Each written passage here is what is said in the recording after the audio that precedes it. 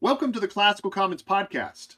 I'm Rob Jackson, founding partner of Classical Commons, a digital platform connecting classical school communities across the country to talent and resources that promote excellence in liberal arts education. We're doing our part to foster an educational renaissance from preschool through retirement. Today's guest is a leading thinker in classical education whose many books, articles, video lectures, and virtual classes have done an immense service to the growing movement of classical education. Dr. Christopher Perrin began as a humble Latin teacher and headmaster in Lancaster, Pennsylvania, then went on to found the curriculum and media company known as Classical Academic Press, also Classical U. He directs the Alcuin Fellowship, has served on the Society for Classical Learning, and his 2004 volume, An Introduction to Classical Education, A Guide to Parents, is one of the most cited sources in the sector. Chris is a much sought-after speaker and author whose nearly 30 years of experience go back to the early days of the classical renewal in America. It is great to have you with us, Chris. Welcome. Thank you, Rob. Always a pleasure to talk with you. I wanted to kind of begin, with your story and how you got started. As I mentioned, a teacher and eventually a headmaster in Pennsylvania. How did you come to discover classical education? Yeah, like most of us in my generation of the renewal did not go out to seek and find classical education. Rather, it found us. And that's what happened to me. I was working, I'd gone to a college and seminary, and I was interested in college work and ministry. I always had an interest in ministry and academia. I went on and did a PhD in philosophy and theology or apologetics, and I was always kind of those two interests were blended, and I wasn't sure if I would go into academia or not. But I was at a church, sitting in a church service back in 1997, when someone came in and said, "We're starting a classical school across the river, and if any of you would be interested in in this school, come talk to me." This was a board member who was a part of the start of this classical school in Harrisburg, Pennsylvania. And she had mentioned when she was making this announcement, they would be teaching Latin to students as young as third grade. And when I heard that, I was immediately fascinated, intrigued, and interested. I had studied Latin and Greek in college, and I really loved those languages. And I thought maybe I wanted to teach my own children that language, maybe at home. And so when I heard that, I had to go find out more what school would be doing this. And it was so I had my oldest daughter was going into first grade, and so I went to meet with these board members about enrolling my daughter Zoe. And as the conversation progressed over a couple of weeks, they said, what are you doing, and would you like to apply to be the founding headmaster of the school? And 2 weeks later, I was on the job. And they hired me in August, and the school opened in September. And that's how I got started. And as you mentioned, I had some Latin, so as well as being the founding headmaster, I started teaching some Latin. And through the teaching of Latin and going through the school, I was there for 10 years, from 97 to 2007. I ended up with some other teachers founding a small company at the time, Classical Academic Press, to create curriculum for these burgeoning classical schools around the country. Yeah. Fascinating story, and it sounds like much of a baptism by fire, so to speak. Yes. Yeah, I did not know what I was doing. I learned on the job. I was going to say, talk about on-the-job training. There it was. A decade of baptism, and as such, with those 10 years, you must have learned a few things. And as you look back now, this is 3 decades hence, are there some things that you wish you had known? Some advice that you would have given your younger self as a school leader? Of course, yeah. Hindsight is 20/20. You look back and say, if I had known this, what would I have changed? I think one of the things I learned after a few years was that a great teacher is somebody who is an ongoing learner, somebody who is curious and inquisitive, who loves ideas and wants those ideas to be discussed and discovered and deepened with other people, including colleagues, Mm-hmm. as well as students and even parents. And so at first, you're tempted to hire by degree, or a resume or experience. But I learned that, the faculty of a classical school is the core of the school. And that, Mm-hmm. as one writer, John Senior, says, those faculty should be a faculty of friends. They should be essentially the college, the gathering and the pulsing light of a school, because they're still students and they never stop being students. So to summarize it, I might put it this way, that I learned that a teacher is just a more mature student. Mm. And a student is just an immature teacher. Mm. Because when you come to know things that are true, good, and beautiful, great books, great art skills, like mathematics, grammar, language, the natural world, these things are beautiful and are captivating. And it seems that we're designed to know these things and be in harmony with them and to discover more about them and to be at wonder as we encounter them. So it took me a long time to realize that's what's at the heart of a school, is people who love to learn and love to learn together. And when that happens, it creates a kind of gravitational pull, and people want to be a part of that party. Yeah. So that took a while. It took me a while to understand that school is Scholé. And I'm making reference to the etymological history of the word school. Scholé means undistracted time, to study the things that are most worthwhile, usually with good friends and usually in a beautiful place and often with food and drink. That would be, say, Aristotle, Plato, and then that's absorbed into the Christian tradition, and it's transformed in various ways. But that's what school used to mean. And so gradually recovering these ideals that have always been a part of our tradition, but just really thinned out in the last 100 years. Yeah.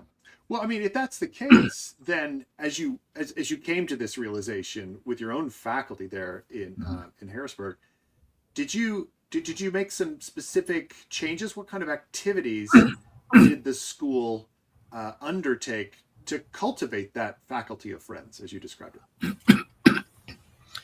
Yeah, great question.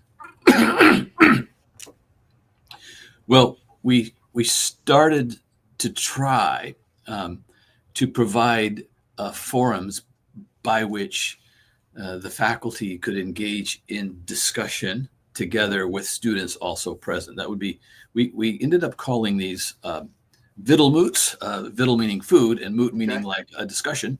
Yeah.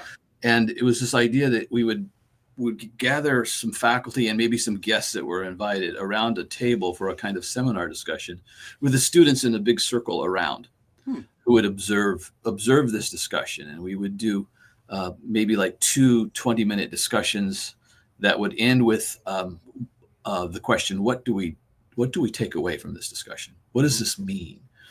And there's different forms that we experimented with, but that would be one example of trying to enable our students to see our teachers in conversation with one another and modeling what it would be like to have a more educated conversation as someone who's a more mature student, a teacher. Not unlike what I know you and I have both learned about from the integrated humanities program at the University of Kansas, where this was practiced by John Senior and some of his friends back in the 70s. They developed a college program that did this, where a core part of the program was having students listen to and observe more mature, educated people have conversations, and even without notes. Yep. So we began to do some of that. Sometimes we would stage friendly debates, on a topic between two teachers, with the students then engaging with Q&A afterwards. Sometimes bringing in outside speakers to engage in discussion and debate. And then another thing that we tried to do is just cultivate a community outside the classroom where there could be appropriate friendships growing and developing and kind of extending the classroom into all areas of life. So, for example, we started a hiking club And some of our faculty really love to hike, and they led that club.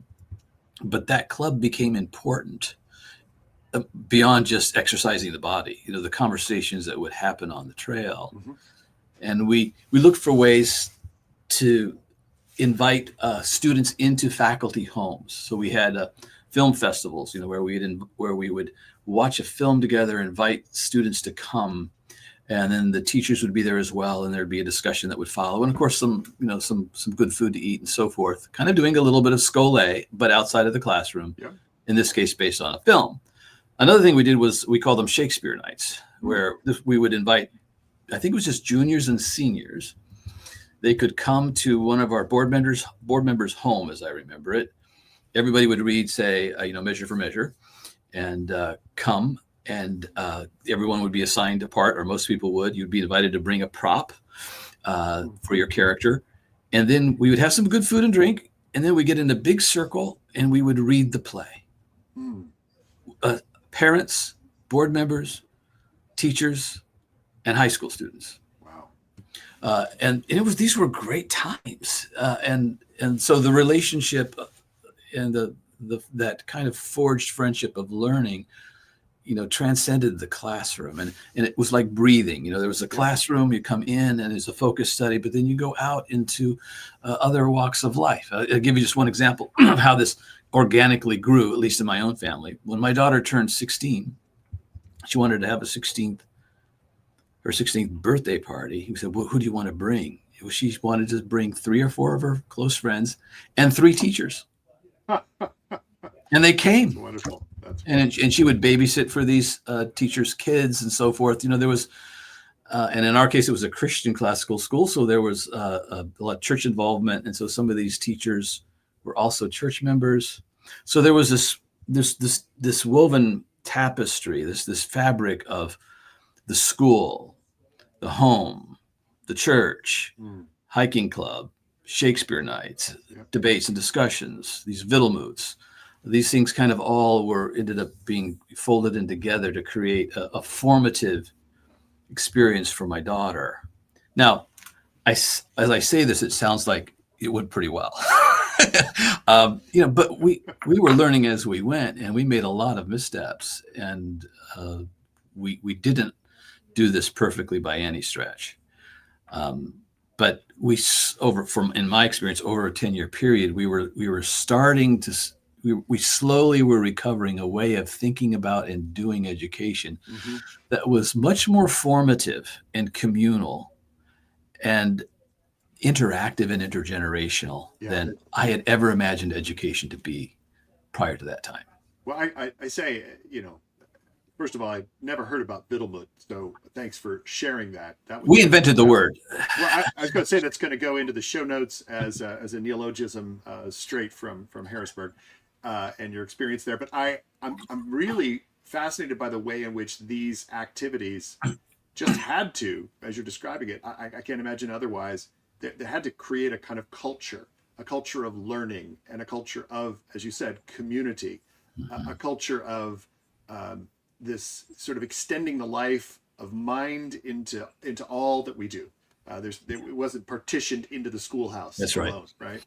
That's right. And so it really began to permeate the lives of those who were involved. Mm-hmm.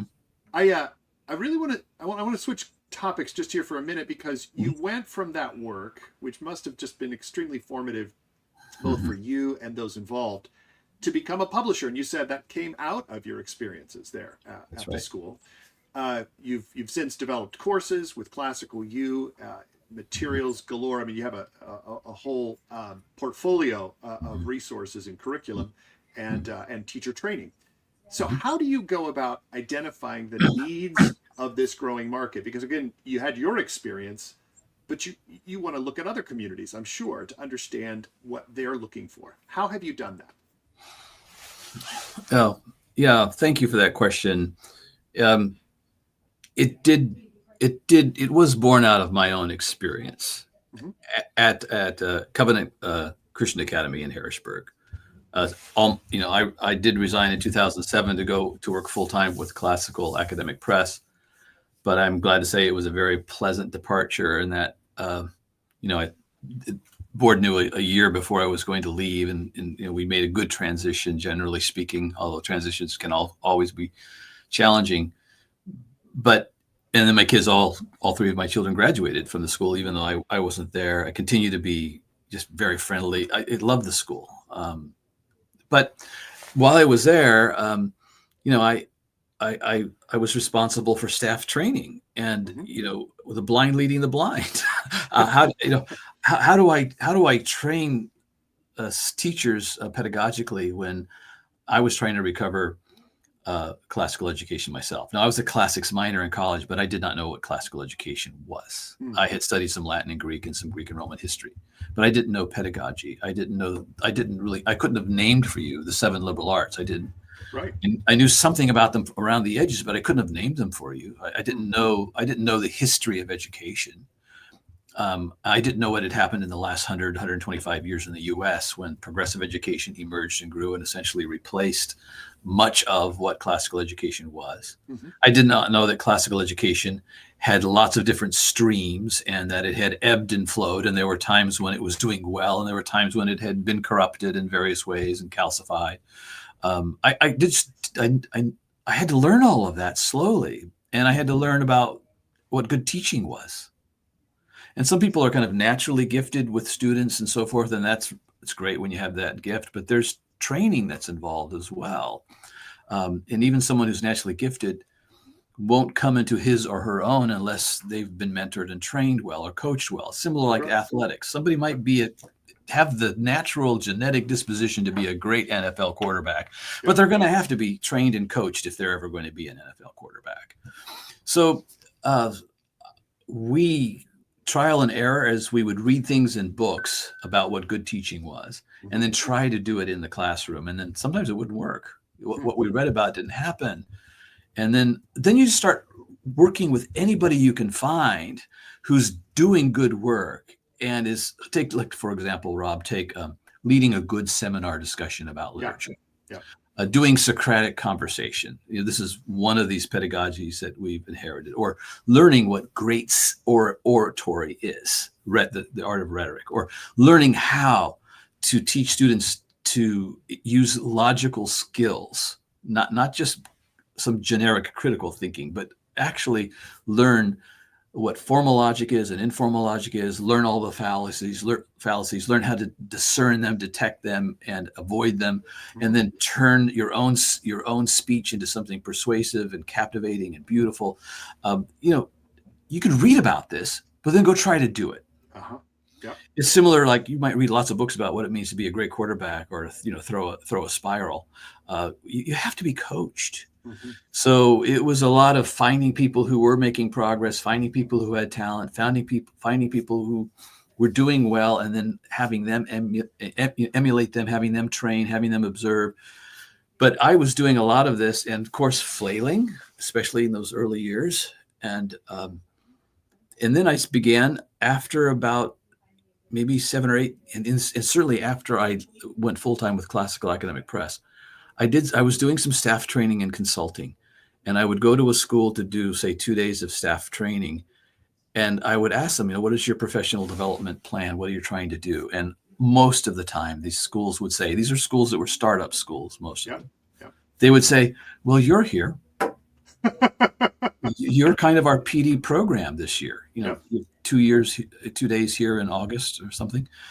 And I began to ask questions and see that they had the same needs that I was experiencing as when I was a young headmaster. And so I thought, could we multiply this somehow? Could I find, and in my travels and going to conferences like you and I have done, you meet some of the people who have advanced beyond you in a particular area, say. Right. And then you say, so what I started to meet these folks and said, I need your help. Number one, you're more advanced in say how to lead a Socratic conversation. I can see that you do that really well. When I saw Grant Horner in action, I thought, oh, this guy, he knows how to do this. He needs to help others do it. And at Trinity Classical in California and Masters University, he was doing it. So I went and saw him, and met him and got to know him. And he became an Alcuin Fellow and came to retreats. And, we filmed him doing Socratic conversation with students he had never met before. And he could do that really well. I mean, he had the skill. So somehow he had gotten his brown belt, and so then I said, I need to record these people. Why not just record them? It's the second best way of providing faculty training. You cannot become a great teacher by watching videos. Right. But when you don't have Grant Horner or in your region to come train your faculty, and you have no one who really is great, accessible to you, who can teach your faculty how to do Socratic teaching, wouldn't it be great to have some video of him talking about it and doing it? So we started to do that with a number of disciplines, a number of pedagogies. That's how Classical U was born. That was about 10 years ago. And it was just an attempt to try to get training, some good training, even if it's not the best training that could ever be provided, because that's always going to be in person. But to get that second best training conveniently available to these schools that needed it so much, that did not have the budget or the expertise yet to provide that kind of training in-house. It's fascinating. It was as though you were a talent scout, right? Yeah. You're out there looking for these master teachers from whom you can develop a little bit of a repertoire, right? That covers the subjects, the liberal arts, the pedagogies that pertain, and demonstrate that, to show it, so that other teachers can begin to, as you said, emulate master teaching. And then the idea that you were going to film it, because ideally you would have had Grant, right? You would have sort of cloned him, as it were, and deployed him. But absent that, you're going to at least give folks a taste, right? This can be done. If you watch this, you might be able to eventually imitate this pattern if you spend enough time with it.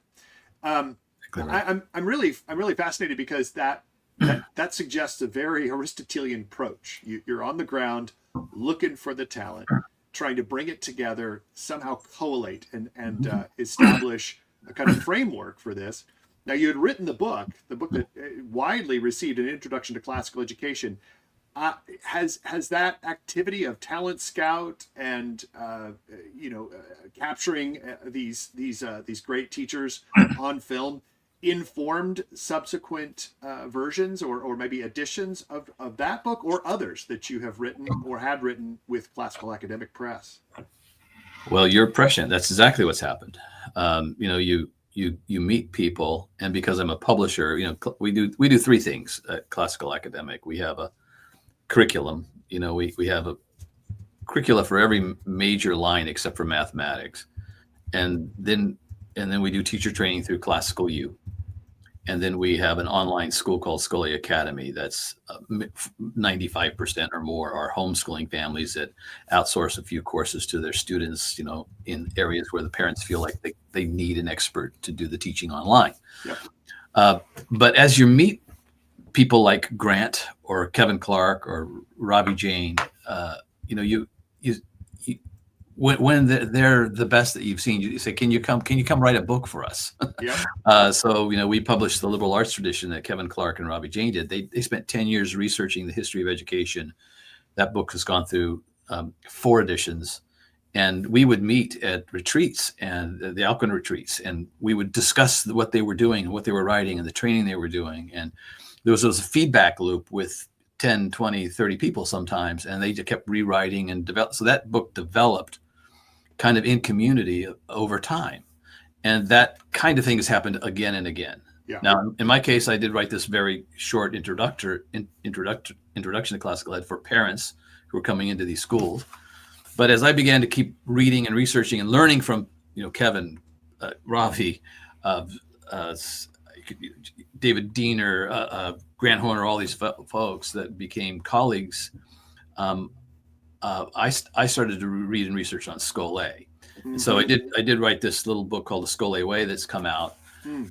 It's also short. It's designed to be kind of a 101, just to acquaint people with what contemplative restful learning used to be and what the root of our word school used to mean. Right.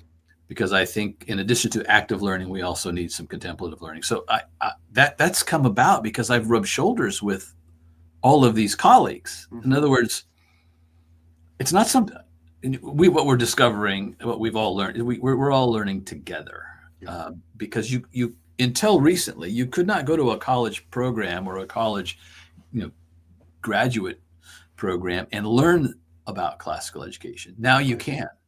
There's some programs that have started, like the Templeton Honors College at Eastern that Brian Williams leads, and he's been very influential in my life as well, where there are professors now who have been classical teachers and know this tradition as a scholar and as a practitioner, and now can train new teachers. But even 10 years ago, that was exceedingly rare. Yeah. It's still relatively rare. That's right. No, it is, but it's a burgeoning field. As you know, we have a new journal entitled Principia, dedicated to the scholarship surrounding classical education, and that suggests the birth of something new now, right? Under the influence of the types of individuals that you have attracted to publish both with CAP and then to publish in other arenas, specifically in the scholarly community, drawing attention to this pedagogy, this path of classical education. So let's switch gears just a little bit here to think about the academic and specifically the scholarly community.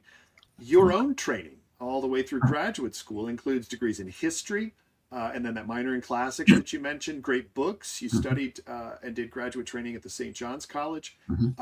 You have theology backgrounds with an MDiv and a PhD, as you mentioned. These disciplines have obviously shaped your outlook, and then you have in turn given some shape to the classical movement. I'm wondering if there's some ways that you think classical schools need to develop both intellectually and I say this word advisedly, politically. I mean, in relation to society, right? The political, the nature of man is to be, conjugal, mimetic, and political. So how might your intellectual, some of the expertise in academic studies that you've had shape what you see as necessary if we're going to see classical schools really develop, again, intellectually, academically, but also taking their place within the polis? Yeah, I think that's a very important question, and I love the way you articulated it. C.S. Lewis says somewhere that a PhD has ruined many a good man, and I know you did one too. And I'm glad to say that it did not ruin me. And I also remember getting advice, when I was enrolling in a PhD program. Someone said, "Look, you go through this, and you might have to do a dissertation on something that's not that great, something that you don't think is really you're really not passionate about, or something you're trying to make some new contribution and study some narrow area deeply that hasn't been studied before." But then this person said, "But then when you've done that, you can then go study whatever you want." But I got to study G.K. Chesterton, the apologetics of G.K. Chesterton, and I found it very edifying. And of course, he became kind of a friend to me. And he did influence me, and that work that study, that time I spent, 6-7 years reading, studying, and thinking and writing, it has carried forward. And one of the things that you learn from Chesterton is that life is not just a matter of logic and intellect; it's a matter also of imagination. He says the madman is not the man who's lost his reason. The madman is the man who's lost everything but his reason. And he argues for a kind of blend of the imaginative and the logical, basically an appeal to the heart and intuition, as well as to, to reason.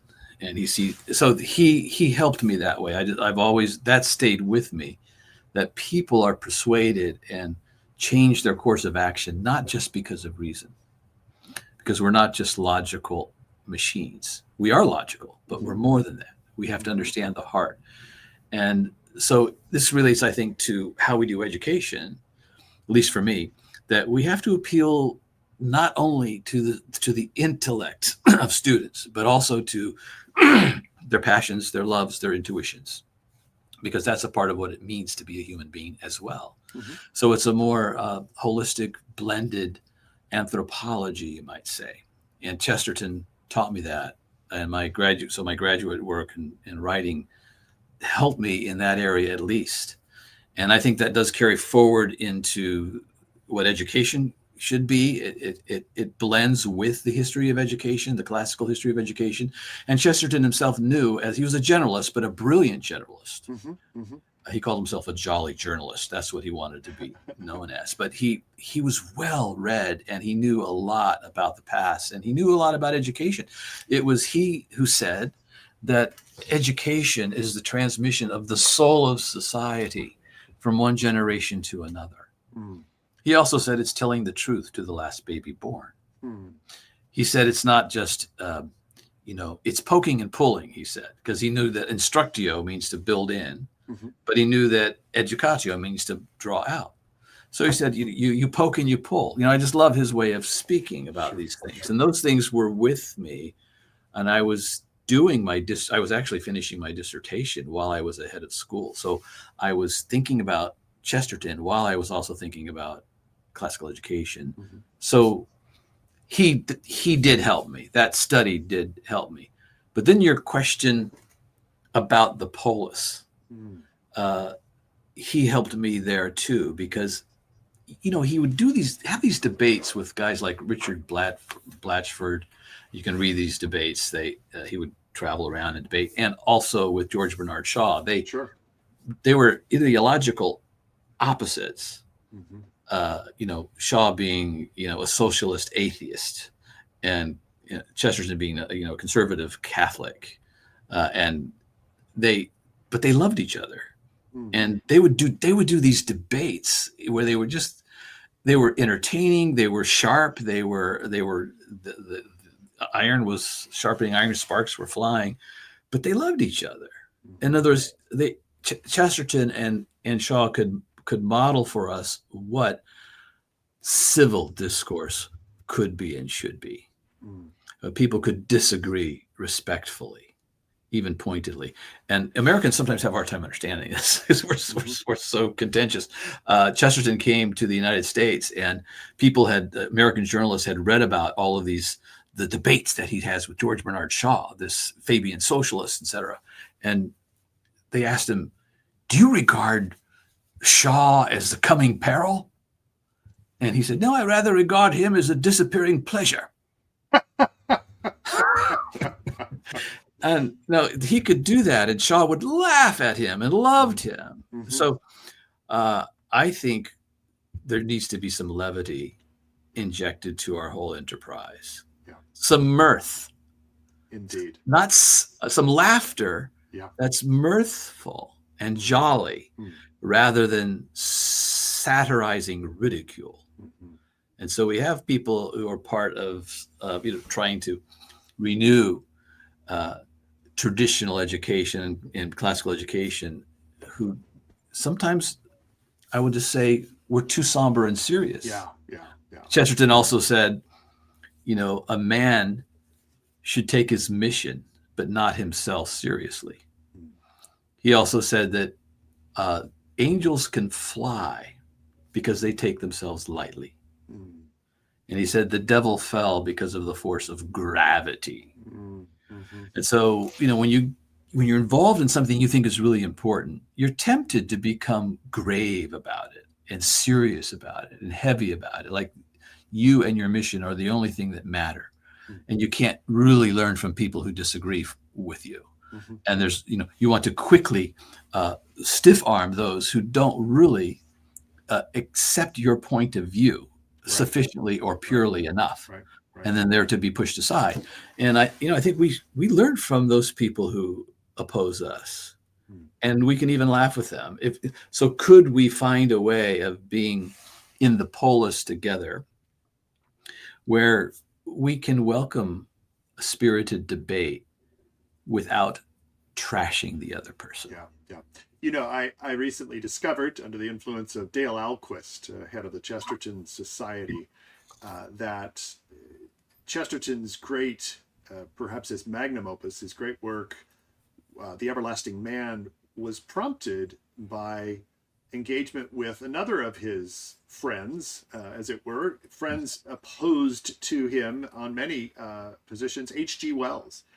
who had written a book, The Outline of History, Mm-hmm. to which Chesterton wished to respond. It took a book-length treatment to really provide this alternative rendering, because he believed Wells' materialism was insufficient. It lacked the imagination that you point out was Chesterton's deep and abiding interest, to understand how we are as human beings, our anthropology, what really makes us tick, how we're made as spiritual beings. I mention this simply because I think you're right. We need to have more Chestertons arise to engage with the H.G. Wells of our age, and demonstrate to the wider public that this approach, this classical perennial approach, still has traction. It still has bearing on where we are today. Mm-hmm.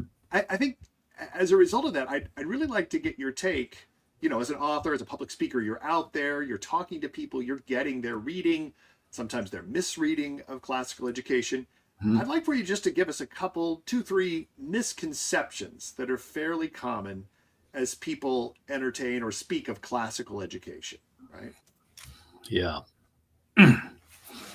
Yeah, I recently, last summer, I spoke to a large group of people in Florida who are coming into classical education, a network of schools, and they were so eager and leaning in, but they reminded me of me, in 1997. I could sense there was something to this classical tradition, and I felt like I was in a beautiful museum, like the first time you walk into the British Museum or the New York Metropolitan Museum of Art, and you're like, oh my goodness. And it's overwhelming, but you're excited to be there. You're glad to be there, but you realize you're not even sure whether you should turn left, right, or go straight ahead. So I encounter that. And so often what I do when I encounter that, and sometimes there's, we Americans, one thing I love about Americans is that we think we can do anything. And, we can start a business, we can do this, and we're going to start it, we'll start it tomorrow or yesterday. Yep. We can do this. Rob, why don't you and I start a software company? I've got this great idea. Okay. Yeah, I'm in. And without really doing all of our homework, we try, so we're enterprising and resourceful, and we're venturesome, and we're a little bit cocky, and I think that's one of our virtues, this kind of, a kind of confidence that we can venture forth. We came into this new world, into this wilderness, and that particular virtue just characterized a lot of people who were even willing to come. Yeah. And I've been reading about like the founding of Jamestown and the Massachusetts Bay Colony. Who would come on a ship and try to, build a fort and cut into the woods and settle. And many times when they did this, a lot of settlements failed. People just died off. Sure. Jamestown was at 500, and there was an Indian attack, and it reduced it a good bit, and there was slaughter. And then there was a starvation winter, and they went from 500 to 50. Yep. But Jamestown made it because ships of people kept coming over. Okay, so where I'm going with this is that I meet people who are ready to go, but they haven't done their study. They haven't read sufficiently. They don't know what it means to start a school. They don't know that there's a trade. There's a set of skills to actually run and operate a skill. And sometimes these are highly qualified people who come together to start a school. You have professionals who are engineers or doctors or lawyers, et cetera, and they think, how hard can it be to start a school? I went to school. Right. We can do school. That's right. I have experience. And then they realize that you have to learn the business of it. And sometimes when I was doing consulting, not so much anymore, but I would go, to meet with boards that were having great difficulties. And I would ask them questions like, have you read anything, done any study on board leadership, school board leadership? 9 times out of 10, I didn't know there were such books. How can you not know there were not? You can get on the internet. There are books on how to do this. And so, I think we're getting savvier now because we've got good advocacy organizations like Society for Classical Learning and ACCS we're learning. But one of the things I encounter is just a kind of understandable, enthusiastic, and naive confidence. And so I usually ask questions to try to help them realize that there's some things to learn and get the kind of help along the way. That's maybe a virtue that's turned into a vice. It's too much of a good thing, too much confidence. And so I'll ask them, I'll say, like, okay, you want to start a school? I said, do you know what the liberal arts are? Have you studied the liberal arts? And I usually like, well, yeah, I mean, we know what the liberal arts are. So, well, can you name them? And usually there's a little bit of pause, and they'll say, well, they can't name them, just like I couldn't when I was a new headmaster. I remember that day when I was like, I don't know what the liberal arts are. And I remember first reading that there were 7, and they were grammar, logic, and rhetoric, and arithmetic, astronomy, music, geometry. I didn't know, and I didn't know how they related. Like, right, I didn't know any of this stuff. Yep. And so they don't either. And so I said, you're going to start a liberal arts school, and you can't even name the liberal arts. And so then I say, well, you need to read The Liberal Arts Tradition by Kevin Clark and Robbie Jane. Your board members, your teachers, not right away, but this needs to be a part of your DNA, or you need to get this training. So there's that. And then, of course, maybe on the misconception of people on the outside looking in who aren't that interested in classical education is to consider it to be just hardcore, rigorous, elitist education for people who have high IQ and parents who are wealthy and can afford such a thing. And that it's all about social status, and it's not very practical. It's not very utilitarian. It's not that really helpful to get jobs in the modern world. It's not the best use of time. And sometimes this creeps into people who are actually doing it, that especially sometimes the elitism does creep in. Now, to be elite in athletics means to be really good. We've never said that, Peyton Manning, we never charged him with being elitist as a quarterback, or Tom Brady. We just said he's really good. He might be the best of all time. He's elite in that sense. But to be elitist is to describe an attitude, a disposition that's proud and cocky and dismissive of others, condescending. That's wrong. Right. But excellence is okay. Excellence is actually something that we seek. But when elitism seeps into the leadership of a classical school, it should be rejected. Well, there's that gravity that you described earlier, right? Which caused Satan to fall. So we definitely want to root that out, right? Yeah. One more thing I just say about rigor. Some folks doing classical education think it's just hard. You want to raise the bar and go higher and farther than everybody else. We're going to work harder. We're going to beat the competition by doing more because the bar has been lowered. And there's some plausibility to that. That's partially true. But classical education is not just a matter of doing more hard work than anybody else. It's also about forming people's souls in virtue, to love the things that are lovely, and to acquire, a moral character that will enable you to do anything over time with excellence and virtue. So it's more formation than information. But sometimes you hear articulations of it that it's rigorous information being better at a skill than everybody else, and it's not really about moral formation. And so that would be another mischaracterization that sometimes I see. I appreciate that, and I appreciate that distinction between just information and raising the bar for the sake of being able to crow about that, but rather the formative elements, the soul shaping elements. Because as you have outlined it, as you've described it, a faculty really is at the heart of one of these schools, and hosting that faculty to the party, as you put it, is central to a school leader's role. Maybe you've seen some more of the creative ways. I'd love for you to describe a few of the creative ways that you have witnessed, right? Because you're the talent scout. You're looking for where it's working and where it's working well. Tell us of some examples where training and equipping teachers is really effective in delivering this classical model, because that's at the heart of what we're all doing. So give us a couple of examples where you're seeing that really take root. Yeah. Thank you. There are few schools that have been able to garner the resources, find the time, prioritize and strategize, and do this well.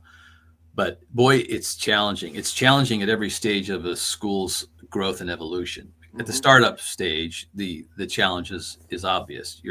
Everybody's working really hard. You lack resources. People are wearing many hats. The head of school is sometimes the academic dean, the student dean, the executive leader, all of these things at once, the advancement leader.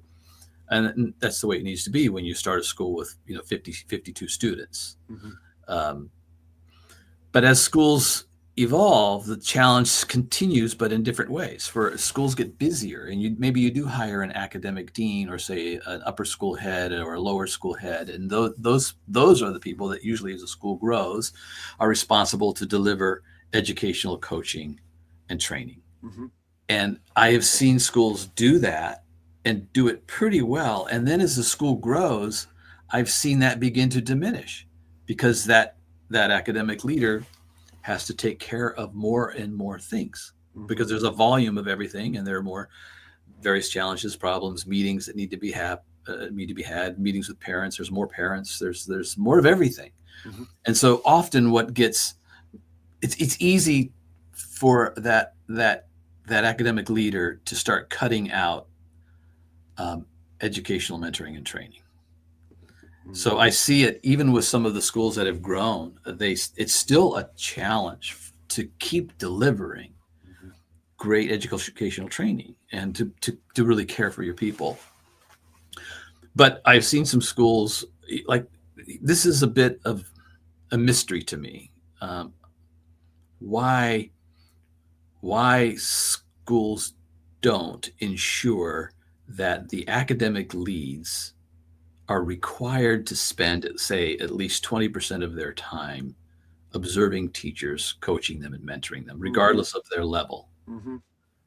It's something we've inherited, and this is my theory anyway, Rob. I think we've inherited a way of thinking about what teaching is from the last 125 years, which is, you've been hired as a teacher, you teach biology in 10th grade, the door closes, thank you. And the door's closed, and no one comes to observe you. No one needs to observe you. You just do your thing relatively independently. And then the academic meetings are not about pedagogy, not about effective teaching. The academic meetings are primarily about other matters. But like, if you had a football team, and you're really trying to deliver on the field, this constant, you have coaches who are even Tom Brady, and you got to go back and review, and you got to decide, what did we do and how did we execute, right? How can we do it better next time? Tom Brady had a quarterback coach. Tiger Woods has someone look at his swing. That's right. You can't see yourself swing the golf club. So you no matter how good you are as a teacher, a good teacher still wants to get better and wants to be observed and wants to talk about pedagogy. And yet we cut that out because there are other competing goods. And I'm generalizing a bit because I haven't visited, all 982 schools that exist in the classical renewal, but I've observed that. And so I often talk about that. So, but I'll just cite one school that I haven't been there recently, but the Trinity Classical School in California, in the LA area, Valencia. I know Grant Horner was there. He was a full-time humanities educator at Masters University. He still is a literature teacher, but he found time to teach there too, part-time, and to be essentially the mentor of the upper school faculty for several years. And they created a culture of observation and discussion and shop talk and pedagogy. They would show, like, I was at a small conference they had for parents. They did a demonstration of a Socratic discussion. One of their teachers, Christopher Lay, had a discussion with 10 students in a circle on stage about the Republic by Plato. And these students were able to have a really good discussion in an artificial environment on stage in front of a bunch of parents. And other teachers. So Grant and that team under Liz Cadow's leadership and the grammar school leads there and the upper school lead there they were able to create a culture of shop talk, pedagogy, observation, mentoring, and coaching. Mm. And I know other schools have done this too. They've found ways to create programs. The Regional School of Austin has done this as well. I haven't been able to observe it in action, but I've read about it, heard about it, and sounds pretty good. But it's challenging for everybody because teachers are busy. Schools are like these, as you know, there's these beehives of activity. It's quite exciting, but to keep your eye on that ball, which is continual coaching and mentoring. In my view, when you have a teacher who's got, say, 10 years experience and is truly excellent, let's say you want to designate them something like a level 3 or a master teacher, okay, you can call them what you want, but they're ready to mentor other teachers. They're ready to mentor the junior teachers coming in. In my view, those teachers need to be empowered as much as possible, if resources allow, to have a course reduction by at least one, so that they can spend 10 or 15% of their time just observing and coaching and helping the junior teachers. That needs to happen more than I think it does. It does. There was a little school I was talking to. I say little, probably a couple hundred students, but a little school that had a cadre of teachers who retired almost en masse. It was just coincidental that 3 or 4 of them had come to that retirement age, but they volunteered their time to return to the school and serve as mentors, to observe and to apprentice the next generation. And I thought, what a blessing for that school, for that faculty, to just have the wisdom of those senior teachers poured into the next generation, a crucial component for the continued growth and cultivation of that community. Chris, I want to make sure that we get a chance to plug the work you're doing. What, in the next couple of years, what do you have in store at Classical Academic Press and Classical U? What's coming up? Oh, yeah. Thanks for that question too. There's, thankfully this renewal of classical education is growing. And so our company is kind of just rising with this renewed interest like everybody else. And so we are finishing out our history curriculum. It's been several years of work. We have a primary source-based series of history readings in a high school curriculum called Humanitas. We finished Greece and Rome. We've done American history. These are like 100 readings in American history, primary source readings, curated, annotated, and so forth. I happen to have one. Wasn't planning this, but it looks like this, and it's beautiful, full color, curated readings. And then we do this for Greece and Rome, 50 in Greece, 50 readings in Rome, and then we're just finishing up early and late medieval, the same thing. And then the Curious Historian, we do this for upper elementary and middle school. You mentioned Classical U. We're always looking for the next courses. And so we usually do about 10 new courses a year. We have 100 now. So it's become like a college catalog, and we're working on finding easy ways for people to access it and then choose their pathway. We're doing some live learning in the summers as well, some live coaching. And then we're rebuilding the learning management system so that administrators can actually see what the teachers are taking, make assignments, monitor the progress, switch out seats, and so forth. And that's a big enterprise. There's more international stuff happening. I like many others who've been in this renewal for a while.